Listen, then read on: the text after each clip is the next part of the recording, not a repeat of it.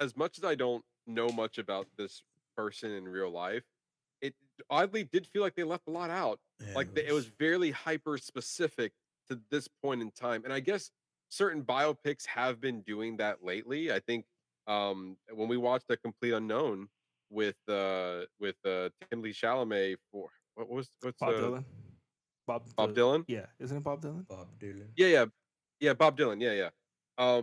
And that was also very a specific point in his career, Mm, and a specific point of a shift in his career, and I was highlighting that, and so, I guess we are away from the days of, like, say, Elvis, for example, mm, that came out 2 years ago, where Elvis was a retrospective life, like a 2.5-hour movie of the greatest hits of Elvis, the ups and the downs of his life, where we get certain, uh and he has a long, wide career, Elvis, and a huge well-known.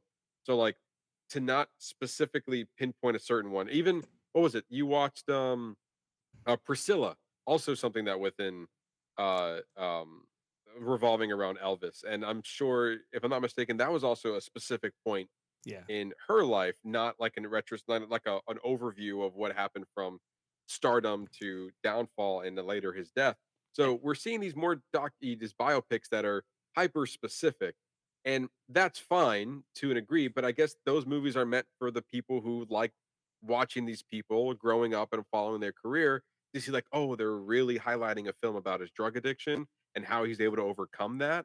I think that would be something interesting. But as a casual viewer, and I felt so very similar to like, even watching A Complete Unknown, like, I'm not familiar with your filmography, and not filmography, like, your career. I'm not familiar with your life's work. So me coming in here, I feel like it's a lot of work for the movie to kind of grab in casual viewers. mm, And honestly, I was here more for seeing a different portrayal of for Dwayne Johnson's career than I was about the person he was portraying.